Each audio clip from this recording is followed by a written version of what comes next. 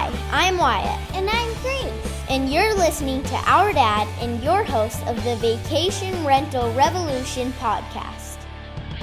What's up, guys? Welcome to another episode of the Vodacy Vacation Rental Revolution podcast. I'm your host, Sean Moore, and I am super grateful to have one of my favorite members in our group and guest to share with all of you today, Mr. David Flanagan. David is, we're going to talk about one of what I believe is, if you're going to listen to one episode that we put out and one thing to maximize your asset, maximize your vacation rental, it's understanding the concept that we're going to talk about today with David. And that is really delivering the fairy tale, curating this unique customer experience through story and branding of your property. And David is he's a national keynote speaker. He's a best-selling author, works with a lot of corporations on branding, very much understands how to tell a story and give a property a soul. And we're gonna kind of transfer his skill sets over to our vacation rental world. And he and I have a lot of conversations on a regular basis. And we thought, man, we need to hit record on one of these one time, because he says and articulates things a lot better than I do. And so I'm super excited to introduce David to you guys today. So David, say hi to everybody. Hello, everybody. I'm really happy to be here. Awesome. We're super excited to have you here. And I told David, I've got a lot of David's bio here. And, as you guys are aware that have listened to me for a long time, I like to just start having conversations with people. And I'd love David to tell his story, because he's going to do a much better job with it than I will. And so, David, tell us a little bit about your background. I mean, you've got a pretty extensive background, not only as an entrepreneur, building companies, understanding branding at a high level, writing books about it, helping corporations. So take us a little bit through that journey of where that started. Yeah, very good. So I started in my early 20s, and I didn't know any better.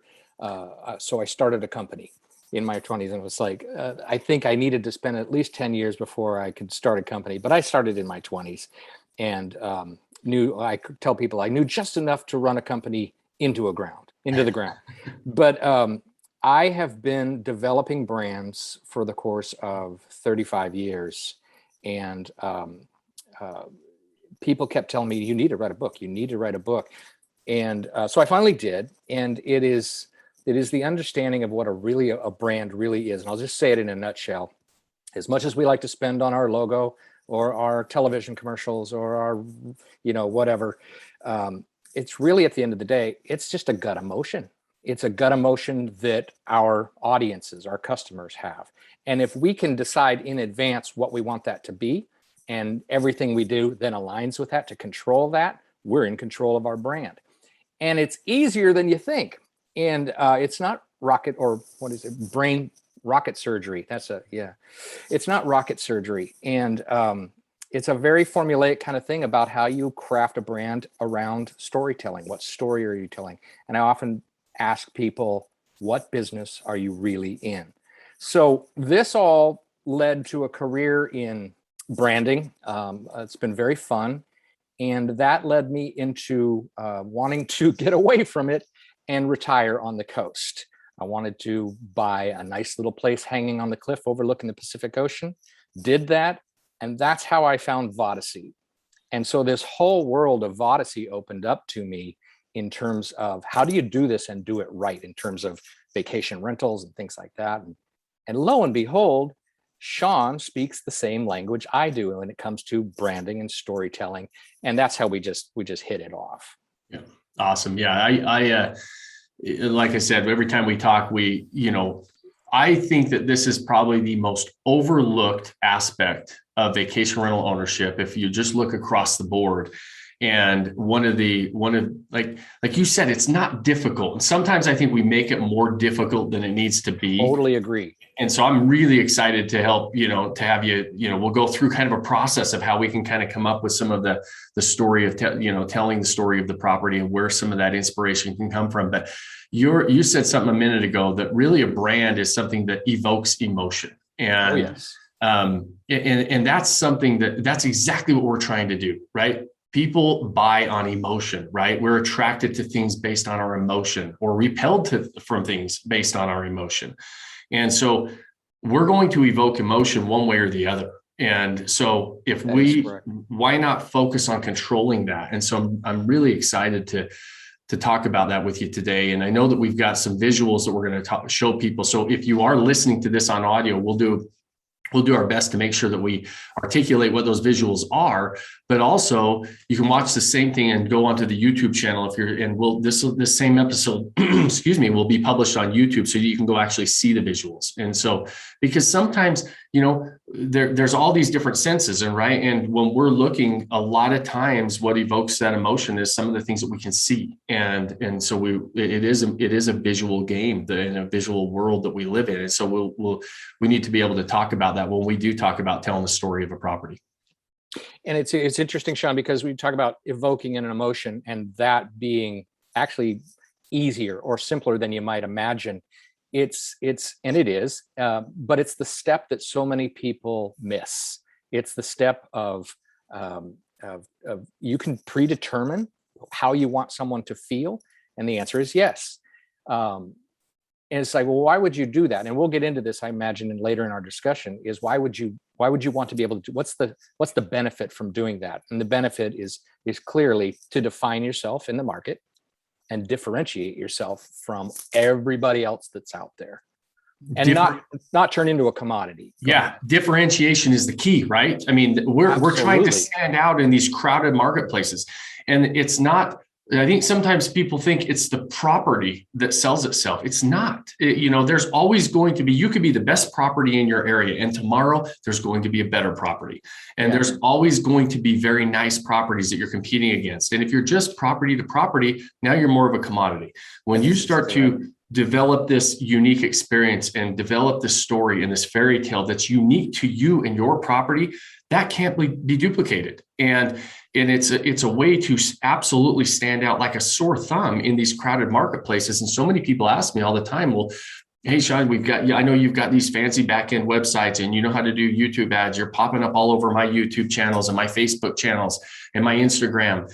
And we do that with our properties. We know how to do that, but none of that works if we're just focusing on the property, right? It works because if we have a product that stands out, everything else is so much easier. Yeah. And it's that, and causing it to stand out, that's actually the easy part. It just takes one to sit down, determine how do I make this stand out, and then do it. And it's, maybe I make it sound easier than it is, but honestly, it really is easy. Well, and that's why I'm so excited for this episode. And I'm so excited to chat with you. In fact, I used to make it, maybe even articulate it and make it more complicated. I used to tell people, you've got to think of the theme that you're going to talk about. And I told you before, I think we hit record, that, hey, one of the things that I'm going to change how I talk about this is tell people, don't worry about so much about the theme. Because sometimes when I talk about the theme, they think, okay, it's got to be a big Disney theme, or it's got to be a fly fishing theme, or whatever it is. We told different examples. What we really want to do, don't worry so much about the theme as much as giving that property a soul and telling the story. And the story can come from so many different points of inspiration. It can be the property. It can be the history of an area. It can be your own something personally that happened to you, which we're going to get into, and how the story you're telling with your property is a great example of that. And so, it's a really fun process. To your point, it doesn't have to be ridiculously complicated. And I think sometimes we intimidate ourselves into thinking, okay, I've got to have this crazy theme that is going to be, maybe I can't even afford to reset my property up like that. And that's not what it's about. It's about telling the story. Yeah. So let me do this, Sean, and direct me as I move forward, but I'm going to take a step backwards into advertising land. I want to show the Humboldt experience. Would that be all right? And I'll explain my way. Awesome. Love it. Yeah, let's do it.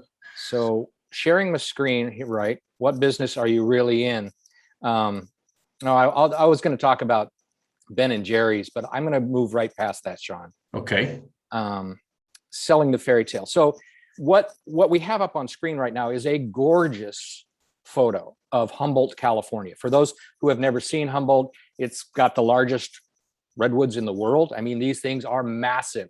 So we're looking at a clover-filled forest floor and big, huge, gorgeous trees. And this is the way that Humboldt, California, used to position itself in the market of tourism, getting people to come visit year after year after year after year. Why wouldn't you? It's gorgeous. But guess what? In the category of God's gift to the earth, or in the category of gorgeous scenery, they're a commodity. You've got, I mean, you can name 1,000 right off the top of your head of locations that are equally gorgeous to what was on screen right now. They cannot own gorgeous.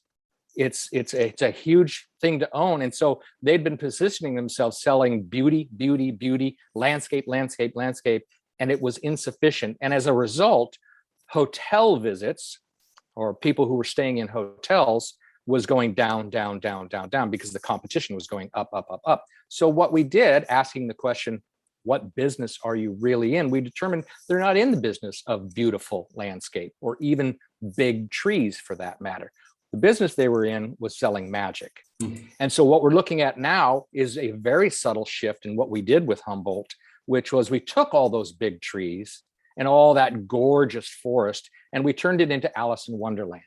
And so if you see what's on screen now, it's like a medieval castle door in the side of a tree with Alice in Wonderland wandering in the background. And we turned the whole forest experience, which by the way is very authentic, very magical, into this story of, it's not about beauty. It's not about big trees, even though that is what they have to offer. Mm-hmm. It's about this magical, mystical experience that happens to you when you're out there.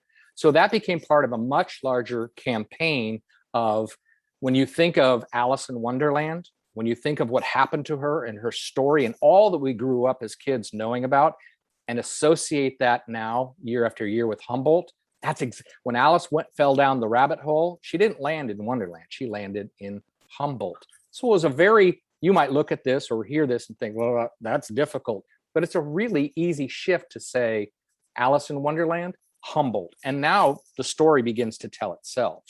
Yeah, and looking on the screen, it's awesome, because you're still taking, I can still see as a viewer the beauty of the area, right? Allison there's those big redwoods that you can walk through and drive through, and she's walking on a path right through one of them. And then, I mean, it looks like it's a fairy tale, right? Yeah. And now you're telling the story of that area. And so, I love this. Is there anything on the back end, like you said, that as far as like the stats of, could you have any like, okay, this actually helped with the demand in the area?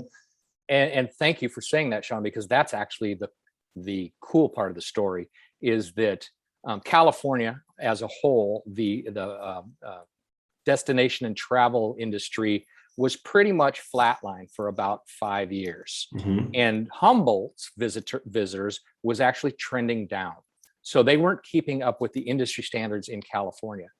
After this campaign hit, California continued to trend down slightly, or flat, where Humboldt's just took off. Mm. And so it made a huge difference in RevPAR, or heads in beds, as they call it. And it made a marketable difference. So no longer did you think of Humboldt as some, I don't know, pot growing place way out in the middle of nowhere.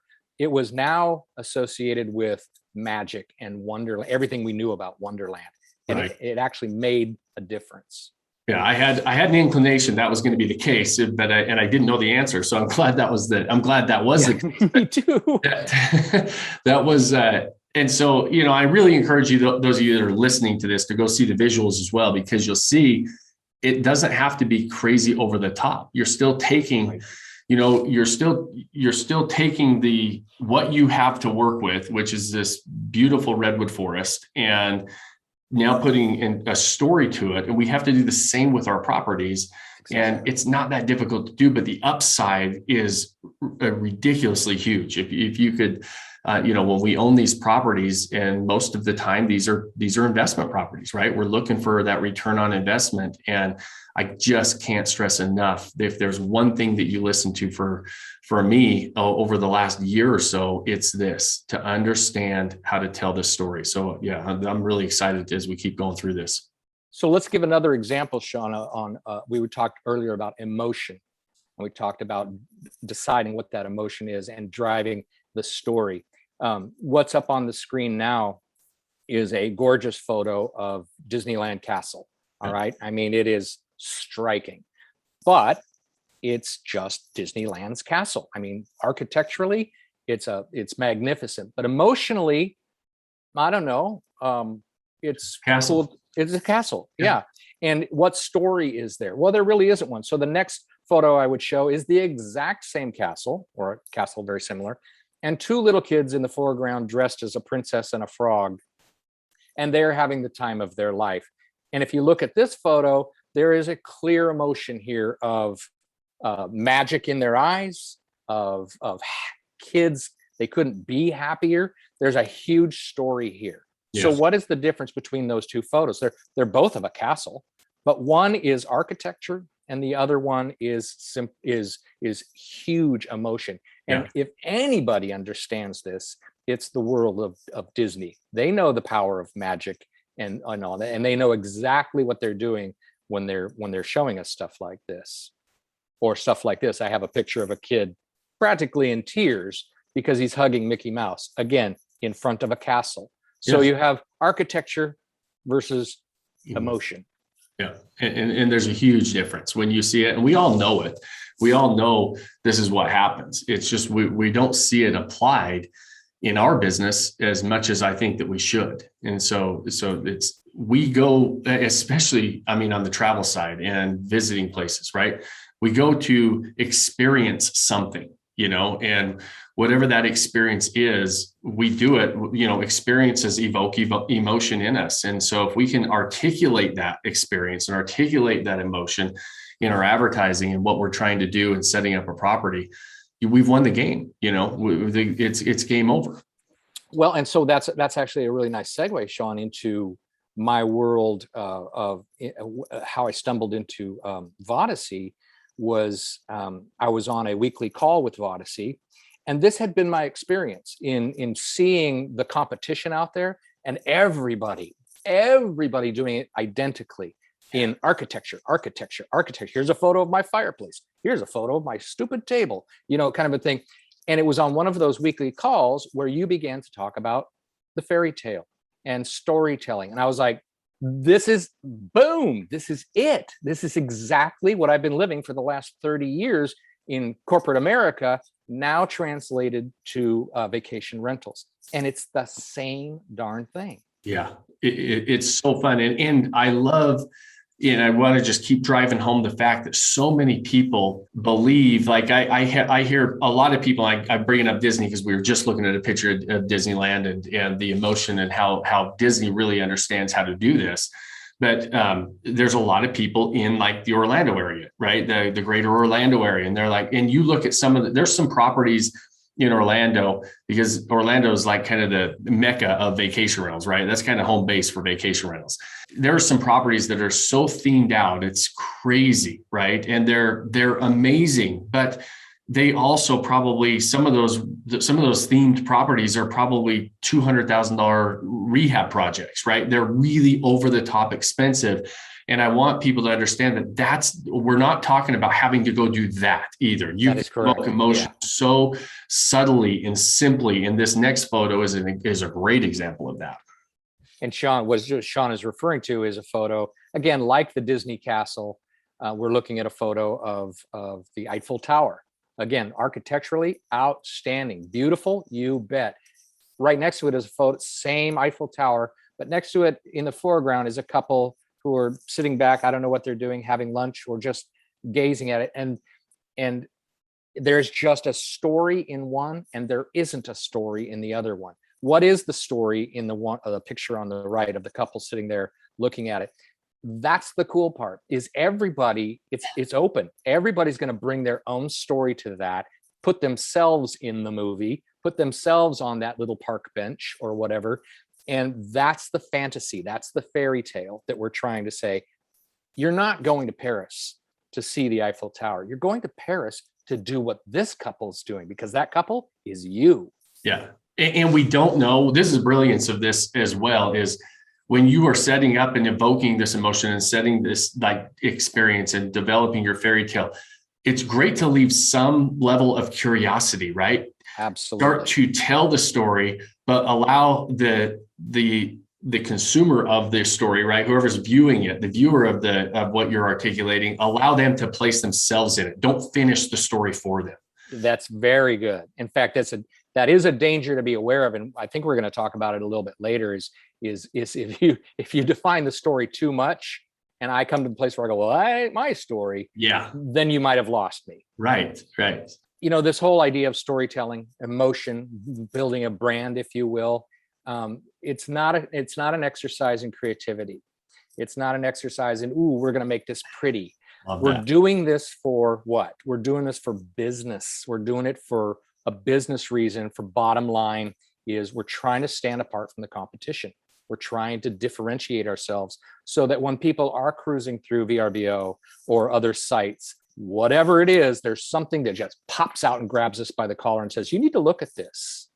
It's the difference, again, that Humboldt example I gave of, that's a beautiful picture of trees, but you know what? I've seen a beautiful picture of trees 1,000 times in my life.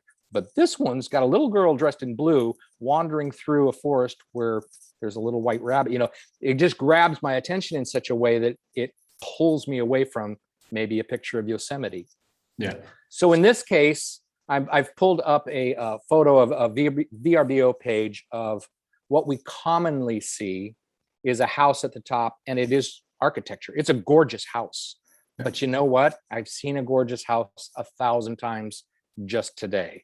And the photo below it is, for lack of a better term, is a hot tub looking out onto the ocean with candles lit and a glass of wine sitting there. Now, one of these has a story and the other one does not have a story. What is the story of the photo below of the hot tub looking out onto the ocean with the glass of wine? You tell me. Right. The great part about this is we don't know, right? It could be exactly anything. And you want you want the viewer to place themselves in your story. Yeah. So I've taken the liberty of changing this up a bit, and what I'm showing on screen now is another photo of a couple in the hot tub kissing with the ocean in the background. To me, this is going too far. This is like, I don't want to see another couple kissing in my hot tub. That's not my story. It's too intimate. Now, I mean, I don't mean the act of kissing. I mean, it's too much story. This is their story now, not my story. So I'd much rather go back to the photo of just the tub and the glass of wine with the candles lit, because now that can be my story. Yes. Yeah, I totally agree with you. Yeah, you want to articulate what that experience is going to be like. And maybe there are certain experiences like that, but there you get to the point where you define it so detailed and so much that now all of a sudden I might not be placed into that. I might be going through, hey, I just need to unwind, and it's not a romantic getaway for me, but I'd love a hot tub on the beach with a glass of wine just to chill out. Right. And, and that person is still going to be attracted to that, as well as the romantic couple getaway, right? They're both going to be. And it comes down to you being in control of the story that you want to tell. My property is not about, even though it's perfectly capable of maintaining romance and passion, my property, I've chosen the emotion that I want to evoke is that of family memories. Yeah. I want to bring the family to my home. I want to evoke that kind of passion and romance, is the memories I had as a kid, the memories I want my children to have. So if I have a hot tub, I'm not going to have candles and a glass of wine in it. I'm going to have a little kid splashing and making a huge noise and laughter. That's what I'm going to have in my hot tub. And that's the fun part about this, right? We get to define the experience that we want to deliver. And I always tell people to start with identify who your target audience is, right? Because it is okay to go to, if you've got a specific target audience and you're developing this unique experience for that target audience, which by the way, I think everybody should. You as you're articulating that, to your point, David, is you're going to, when you're articulating that experience in the hot tub, it's going to look a lot different than somebody who maybe their target audience is a romantic couple getaway. And neither one is right or wrong. They're both right if you're able to evoke emotion from your target audience to where they can place themselves in that experience. Yep, exactly right. Sean, you talk a lot about creating the theme, and it's not plug and play. It's how do you carry that theme throughout everything that you do, i.e. the property itself, your advertising, your marketing, and how do you take that theme and carry it through? And I'll move forward unless you have anything to add to that, Sean. No. And when we say creating the theme, when you're talking about creating the theme, always think about as telling the story, right? And so I think the more I talk to people, David, the easier it is for people to understand when we really talk about telling the story and being able to tell that story. And it has to be congruent throughout, right? You have to be telling the same story throughout the process. And I think that's where you're going with this too, is as you start to carry it throughout the property and everything that you're doing, whether it's your headlines, your photos, your description, Exactly right. in the property, all of that stuff. Yeah. So I purchased a property on the California coast. This is a photo from my front deck. And it is, for those that can't see it, it is gorgeous. It doesn't get more gorgeous. Yeah. Right? Yeah. But if you did any amount of competitive research, you would quickly find out, guess what? I'm not the only one with a gorgeous piece of California coast. It is prolific. And so how in the world, I can't own beauty, like Humboldt couldn't own beauty. I can't own the California coast. Hundreds of thousands of other people own the California coast. So what am I going to do to make myself different? And a story that I shared with Sean in an earlier conversation was this particular area in California is called Elk. And Elk has been a place that I've been going since I was in my 20s, and my kids grew up there, or at least on vacation kind of a thing. And one of the greatest memories that I have is that of flying a kite with my son. It wasn't my father, Sean. It was my son. Your son. Okay. Yeah. Yeah. And just this thing about flying a kite became this story that I had. And so I wanted that story. And we all, by the way, I'm almost certain we all have a flying of a kite story. There's something about flying a kite that provides a sense of bliss and freedom and lackadaisical. Life is so good. It's just go fly a kite kind of a thing. So flying a kite became my answer to my theme. Well, how simple is that? Yeah. And it's like, so this idea of a kite actually influenced the name of the place, which I'm calling Skydance Ranch, Skydance, a kite. So this, again, you mentioned how that theme influences your copy. It actually influenced the name of the home. So, and all the language, when the breeze begins to whisper, one cannot help but begin to dance, just like a kite, and it's like, again, it's like, I'm looking at a gorgeous slice of the California coast, but what I'm feeling is the freedom and the enjoyment of flying a kite. So I carry that through on my website and in the home itself.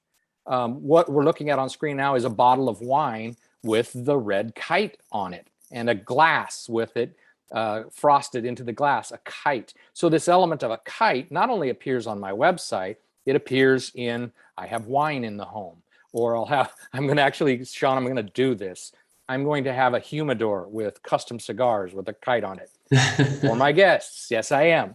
And so just bringing this idea of, now it's 2 weeks later and the husband is talking to the wife and he's like, what was that one house we saw with the kite, as opposed to what was that one house we saw with the California coast in the background? Yeah.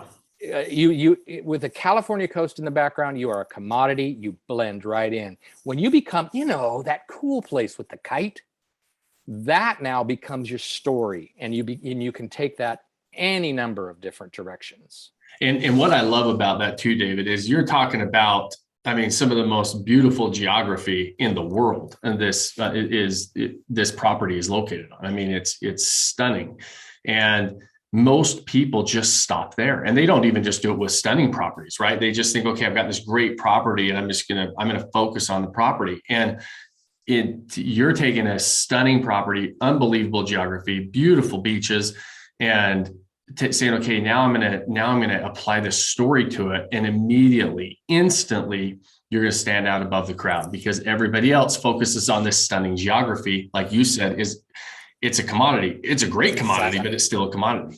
Yeah. And that in that is the simplicity, is that, when I'm showing photos of the most gorgeous slice of California coast, I can't own that. Just like, and that's why I showed that example of Humboldt, because in terms of travel and tourism and beauty, that's one of the most beautiful spots on the entire planet, and yet they cannot own it. They'll blend right in, as they did for years and years and years and years. You attach a story to it, and all of a sudden that beauty is relevant now to the story. So you're looking at a beautiful California beach. It's just a beautiful California beach. You put a father and a son and a kite in the sky, and it's like, I'm sorry, I'm going there. And guess what? We haven't even talked about the house yet. Right. Exactly. We haven't. The house it's almost irrelevant. Yeah. What can I ask you something in your opinion about this, David? Is, I've always believed that the simpler the better as well. So, when you pick that and you start to tell the story, like you have the red kite. It's very simple. It's elegant. It's simple. It evokes an emotion of saying, hey, listen, especially in today's world that's so crazy and going a million miles an hour and everybody's plugged in all the time. It's like got this. For me, I see that and I feel like, okay, I can go unplug. I've got this amazing place I can go to. But when you're talking about branding and telling a story, how important is it to keep it simple enough that you can actually articulate it and keep it through the theme throughout? I want to make sure that I understand the question, Sean, but I think it's like just in asking the question alone is enough to keep you on track. Right. In other words, if you can ask the question and then come up with an answer, that will keep you on track. It's when you don't ask that question and now anything goes that you run into. And by the way, corporations and companies across America do this.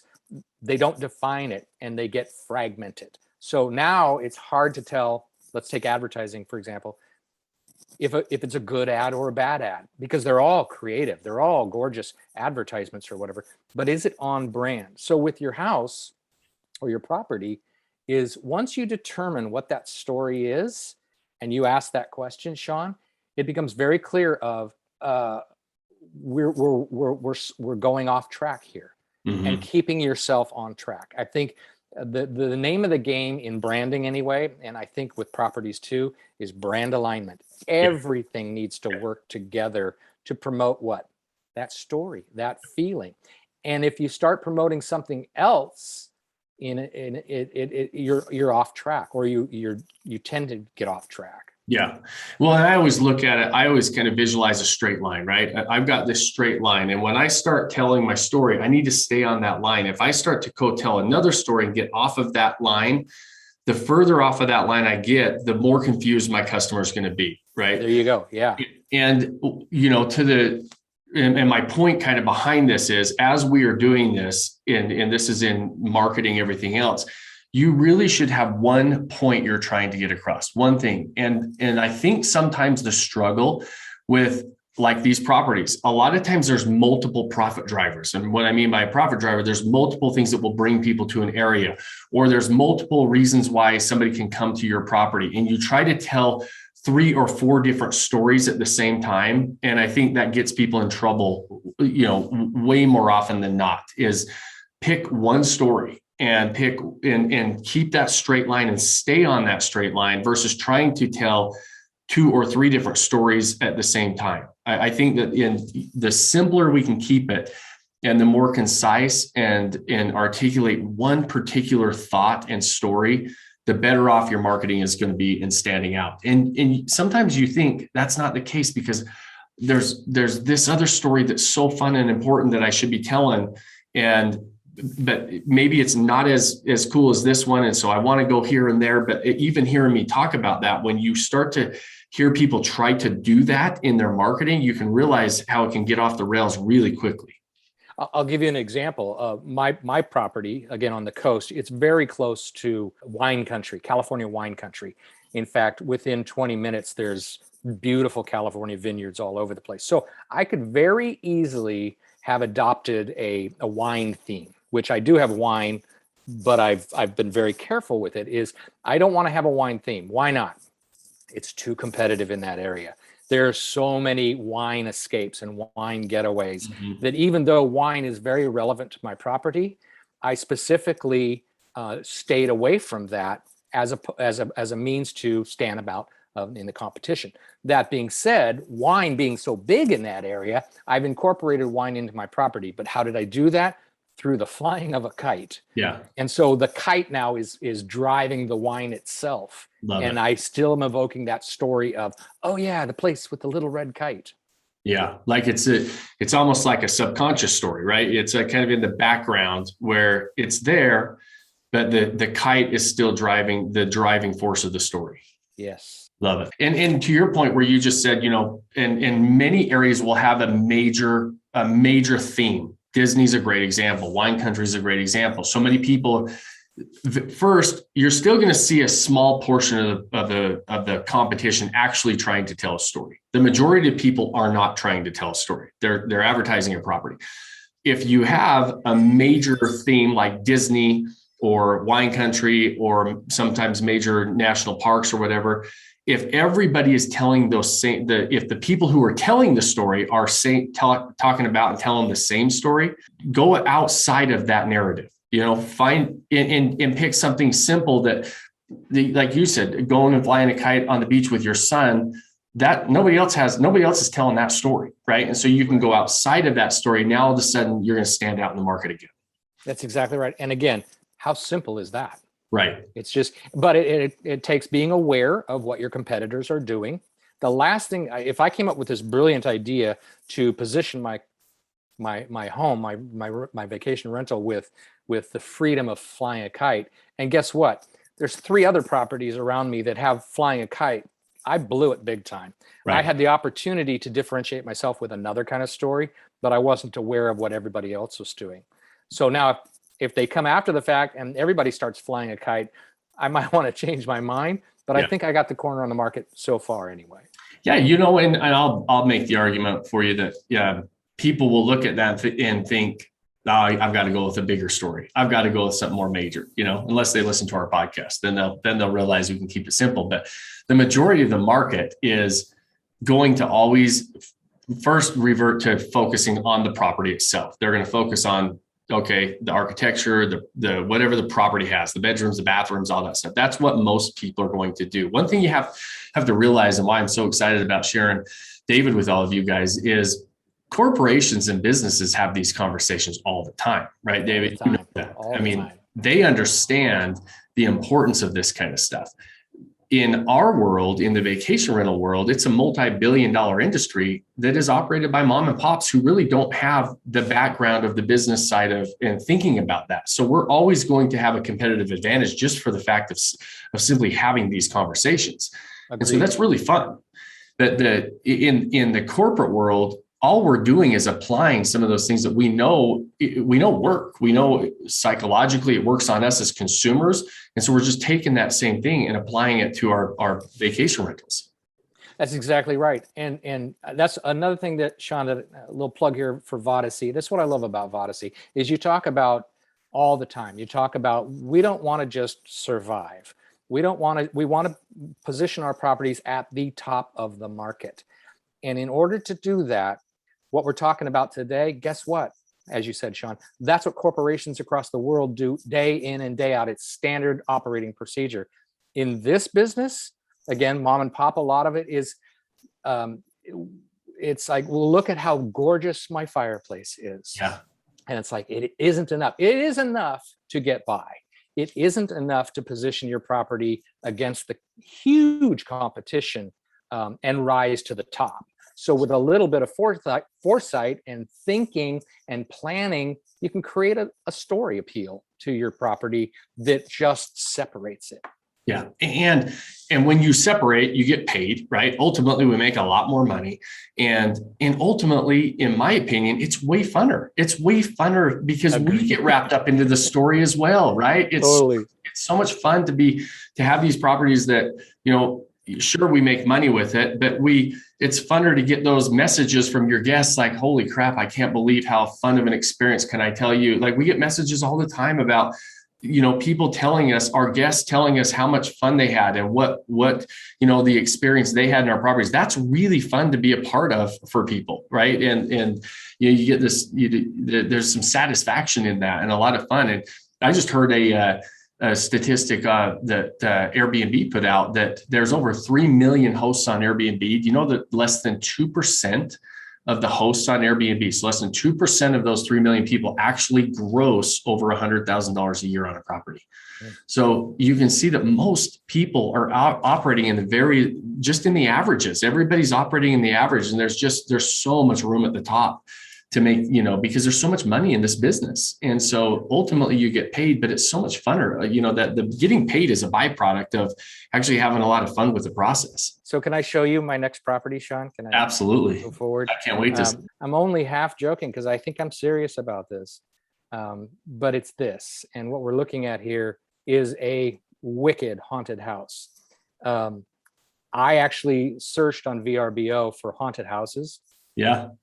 And a couple came up, but I couldn't access them. One of them that came up was Dr. Morbid's Wicked Mansion or something like that. And I just thought, in terms of telling a story, something like this would be, it would probably be rented out every single night of the year. Yeah. Because it's just so completely different. The only reason I would do this is because, number one, it would be very fun. And number two, it would stand out all by itself. Not hard to tell this story. No. Is that a real house that you're showing? Is that no? I made that up. Okay. That's my vision for what it would be. Yeah. So the idea that you would stay in a haunted house for 3 days, and if you survived, you would actually get a 5th night free or a 4th night free or whatever. I'd love that. I mean, what a fun story, right? If you're into that, you got the haunted house. I mean, you don't even have to worry about, your deferred maintenance is almost like you hope it gets deferred a little bit with some of the things that, man, what a fun, but just again, the sky's the limit, right? And that's really the point. Cause I'm honestly, I'm not serious, or I don't know if I'm serious about doing this, Sean.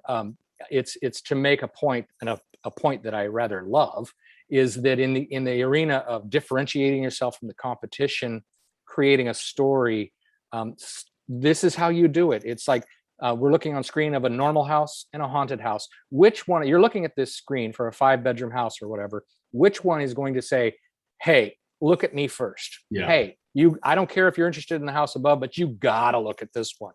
Yeah. I've written the copy, again, keeping the theme, Ghost on the Coast, the most haunting ocean views. Survive 4 nights, get the 5th night free. There's no way you could be cruising through these pages and that one wouldn't grab you by the collar. Right. And again, whether you create a haunted house or just a regular old beach house, it's the same thing in terms of capturing someone's attention and reeling them in. Right. And that's the idea. At first, right, we have to stop the scroll. Right. In advertising, when we're marketing, that's a common term is what can we do to stop the scroll, whether it's on Facebook or Instagram or wherever somebody's seeing us. Right. How are we going to stop the scroll? And the same is true on VRBO, Airbnb, those major marketplaces, or frankly, even if we're advertising our own direct booking sites, we're going to have to be competing with somebody else's digital real estate and their attention span. And we've got to stop the scroll. And if you just blend in, you're not going to be able to do that. So David, if you wouldn't mind, is there a simple way that somebody can say, if I came to you and I said, man, David, I'm just so logical thinking. I've got these properties. I just don't know where to start. How do I tell my story? How do I pick a story? Is there a way or a process that you've taken? I know that you mostly work with big corporations. Is there a process that you would suggest or any advice you'd give somebody that? Yeah, I would start with asking some questions, but I would start with authenticity.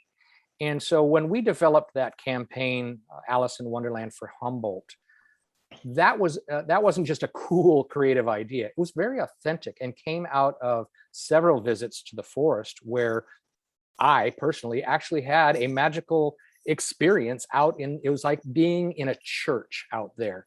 And I came around the corner and you could hear the water dripping from the trees. It was that quiet. And I came around a corner and I saw a giant red mushroom with white polka dots on it.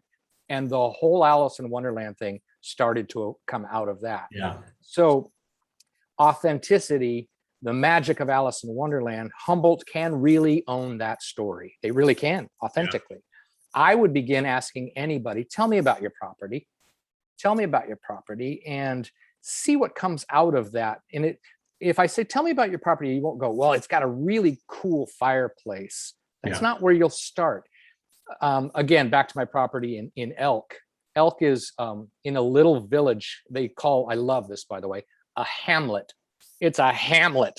And it's got a little teeny grocery store and a little this. It's just this postage stamp that's just dripping with California history. I could have gone down that road, and neither good nor bad. That would have been a powerful story that I could have owned in terms of the logging up in California and the just the history around that. I didn't, but one could do that. So I would, again, back to authenticity, I would ask, tell me the story around your property and see if there isn't something that comes to life out of that. For example, you've got a little cabin on a lake, and there are other cabins all around the lake. How are you going to differentiate yourself? Well, there's an old story about a 50-pound trout that lives in that lake, and he always gets away. And, my grandfather told me of this story, and guess what? You can own that story. No, everybody might be around that lake, might be going, it's a great place to go fishing. But you begin to tell the story of Big Ned or whatever, the one that ate your poodle. I don't know, whatever it is, but you begin to tell that story and craft a story around this monster fish in lake whatsoever that nobody has been able to catch to date, kind of a thing.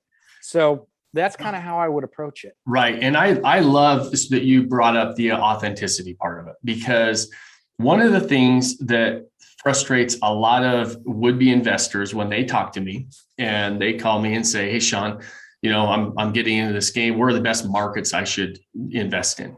And there are lists out there that list the most investable markets for vacation rentals. And the very first question I ask them is, where do you love to visit? And they're like, I don't care. I'm not going to use it. I don't care where I want to go visit is what they say. They say it's an investment. I just want to know where the best returns are.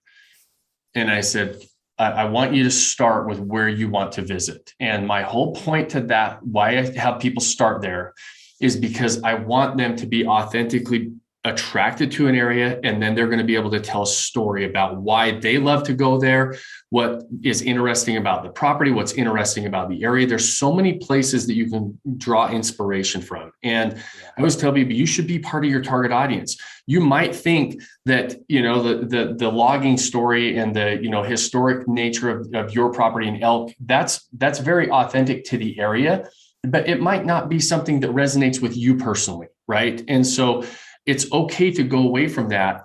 And so the whole point of me telling investors, if you want the best returns in the vacation rental game, you should be connected to the area, and you should have a reason why you want to go there. And you should have a reason why you love to visit it. You should be part of your target audience that you're targeting, because when you go to tell the story, it's going to be authentic and you're not going to fall on deaf ears. If you try to tell a story that's not authentic, it's going to fall flat. I remember I was a while back, I was like, okay, I want to try to start doing this, another business. And my wife is this, she's beautiful. And I was like, okay, I'm going to have you be the face of the business. And I was going to put together a fitness program for women who just had kids to get back in shape. And I wrote all the copy, I wrote all the stuff, and it fell flat. And I'm like, because I'm not a woman who just had kids trying to get back into shape. And so my messaging wasn't coming from an authentic place where I understood the target audience, right? So good. And I understand business. I understand how to market. I understand how to message. All of those different things, we can do that, but it has to come from a place of authenticity, or you're ultimately going to fall flat. You're not going to fool people. And so if you're going to try to tell a story, but to me, that's why this game is so fun. I have the ability to go tell a story. I'm not buying a multifamily property or a duplex that is just market dependent on whatever the rents are. And I don't care about the customer experience. And so at the very beginning, when I tell straight investors and they say, what market should I go look at? I always say, where are the top areas that you would love to own a vacation home, regardless of whether it made money or not? Where do you love to visit? Where would you love to own a home, right? You've been going to Elk since you were in your 20s. Your kids grew up going to Elk. There's a connection there. And so your story is going to resonate with somebody else bringing their family to Elk. Oh, yes. And that's exactly right. Yeah. So the inspiration, sometimes I think we feel like we have to have this big creative, like aha moment, like that's it. And it's like, just allow yourself some grace just to think about what you love about the area. And if you love something about an area, somebody else will too. And that's the thing. It isn't relegated to brilliant marketing people to come up with ideas like this. Nope. All you need to do when you find yourself saying, "Oh, I can't do this. I don't know how to create a story." It's like, yes, you do. You've got it. You just need to sit down, talk to someone close to you, and start saying, "What do you love about this area that you grew up in as a kid? What do you love about this area where your cabin is, or whatever?" And start going. It's like, well, what I really love about it is when my grandpa used to take us out and we'd make campfires and we'd roast marshmallows and we'd throw them at each other or whatever. It's like, well, that's interesting. Tell me more about that. Yeah. And all of a sudden you begin to have that's where your theme starts coming out. And it, like you said, Sean, it's fun to do that. It's fun to tell those stories. And then if it really is authentic and based on grandpa throwing marshmallows at me as a little kid around the campfire, that just takes on a life of its own, and it becomes so fulfilling outside of the business side of making money on your property, that the emotional investment in your property becomes really a huge return on investment. Huge. And something that, why I call these lifestyle assets. There's all of those different aspects to it, and why we, there's a lot of different meaning behind the term lifestyle assets. And, we could talk all day long, David. You and I could go back. I've got more ideas. You do it around the campfire with marshmallows? Yeah, that sounded fun to me. I was like, when you start talking about the 50-pound trout nobody can catch, I'm like, man, I'm there. I'm going to go after that guy. He's really there. I swear. There's a unique lake in Utah, mountain lake in Utah, really popular vacation rental area. In fact, one of the first place that I ever owned a vacation home that I bought back in 2006. And there's a story it's called the Bear Lake Monster that lives in Bear Lake. There's all these old photos of it. It's very similar to the Loch Ness Monster and looks very similar to that. The interesting thing about that, David, I've never seen one person tell that story about the Bear Lake Monster. And it's a very like unique story to the area that somebody could have a lot of fun with. See, I would own that in a heartbeat. Yeah. I mean, you think about this little hiccup in Scotland called Ness or Loch Ness, Lake Ness or whatever. Yeah. I think that's what it's called. Yeah. And you would never go there in a million years, but their tourism is probably driven by people with binoculars and cameras hoping to catch a glimpse of this monster that whether it exists or not, we'll never know. But from a tourism perspective, they're very smart people. Yeah, it's fun. Exactly. Yeah. Well, David, I know we're running up on time, and I want to be respectful of your time and how much you spent with us. I've got a couple of questions. First, one to finish it up is, is there anything that we didn't cover that you're like, hey, I really wish the audience would just take this and run with it or grasp that we haven't covered today? I think the only thing that we haven't talked about, and we touched on it briefly, is fear. Is that place where people who are listening to this or watching this would go, yeah, I know Sean can do it. He's clearly a professional. David can do it. He's done it for a living. But they're pretending like it's really simple and there's no way on earth I can do this. That's just fear talking, and it's wrong, quite frankly. I know we've talked about it being simple, and the perspective might be, you haven't lived in my shoes, David. It is not simple. And I would just urge you to take that little voice and push it aside and do it anyway. It's get past that. There is a story. there's at least 10 great stories you could tell about your property. Own those authentically. If it's a little difficult at first, just keep going. It'll get easier and easier and easier. Right. It's like developing a muscle, right? If it feels a little hard, write stuff down, start brainstorming, talk to, if you got family or spouses that are doing this with you, talk to them and come up with it together. It's not something that should be, it shouldn't stop you in your tracks. You're exactly right. And that to David's point, just allow yourself to, even if your first couple stories, you're like, hey, maybe that's not what I go with. Allow yourself to start putting stuff down on paper. Allow yourself to start brainstorming, I've always embraced that thought that, hey, none of us were ever born an expert, and we all sucked at the first time we tried to do something. And this is not one of those things that you have to suck at. There's no crappy stories. There's stories are stories, and if they're true and authentic, and we embrace them, you can have so much fun with them, and they can come from so many different directions. And so, yeah, I totally agree with you on that. And lastly, I would just say, start paying attention to imagery and photography and stuff, and just become an expert, a self-proclaimed expert on that. One is simply data, information, architecture, and that one has a story. Yes. And what is that? Why does that one have a story? Why does that one emotionally engage me in a certain way, and that one doesn't?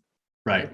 Just put it in practice. One thing I talk about a lot is lifestyle photos. And what I mean by the lifestyle photos is we're really trying to tell that story with people in our photos, right? Mm-hmm. And while that can be really great, and that can do, take a photo to another level of really evoking certain emotion if we want to.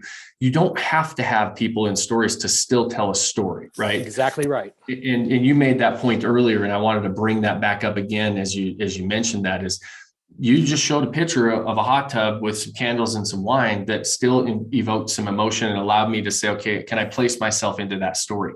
You don't have to always have, like when I talk about the lifestyle photos, because I've heard that objection from people saying, well, I don't have time to get models in there and do this, and I don't know how to put that together. It doesn't have to be that either. You can still tell a story, and you can still have a story without doing that. That's exactly right. In fact, on that note, you could also go to the other end of the spectrum and go too far in having people in your ad. Is that woman in the ad is too beautiful? That's not who I am, right. Or there's too many people in that hot tub, and that turns me off, kind of a thing.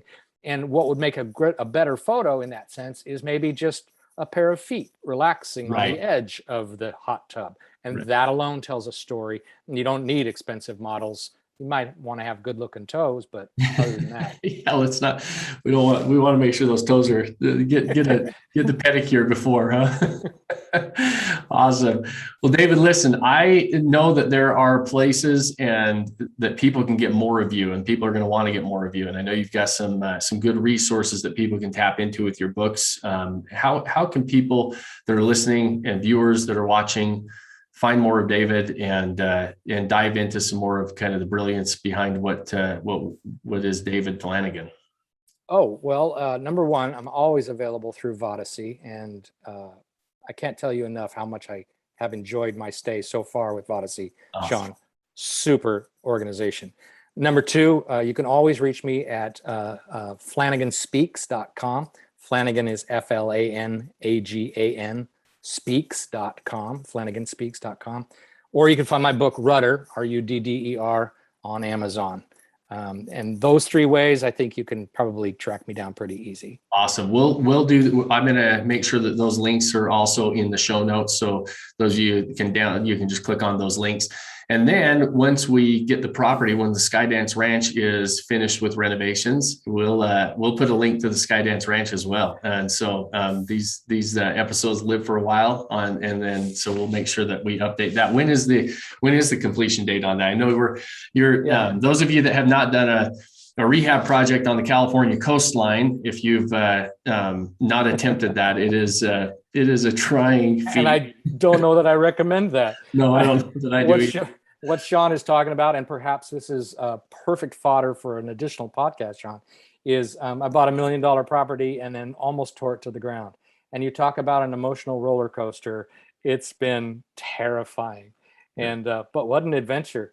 So it is it's just bones right now, Sean. Right. And and I don't know if this is the case or not. I'm going to make the case for it, but where you have the story of the Skydance Ranch, it's almost, does that help keep some of the, because a rehab's that's a roller coaster of emotions. And I'm curious, just for my own sake, does having the story and does having like the emotion of what you have invested in the property, as far as, what it means to you, does that help you go through some of these times?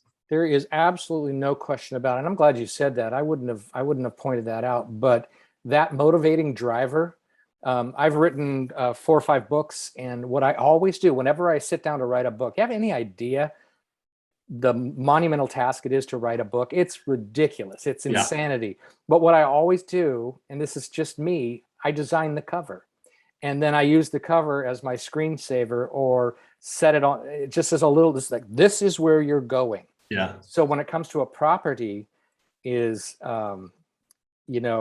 I would absolutely say that it has motivated me day in and day out, seeing that red kite, seeing what the vision, where it's going, what it's going to become very soon, hopefully.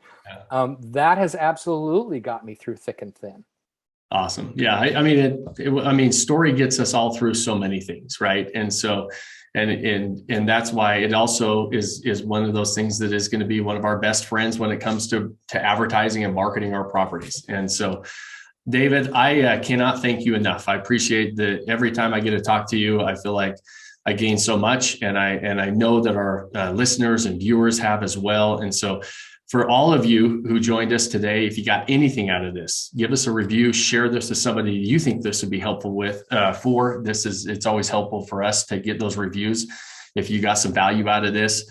And thank you all for being the best part of the show, being the listeners and giving us your feedback. And as I always say, go do something today, just one thing today that helps you build that life that you don't want to take a vacation from. And again, David, thank you so much. And we'll talk to all of you same time, same place next week. We'll talk to you soon. Cheers. Thanks for joining us on this episode of the Vacation Rental Revolution podcast. Share this with other people you think need to hear about it. And don't forget to subscribe and leave us a review.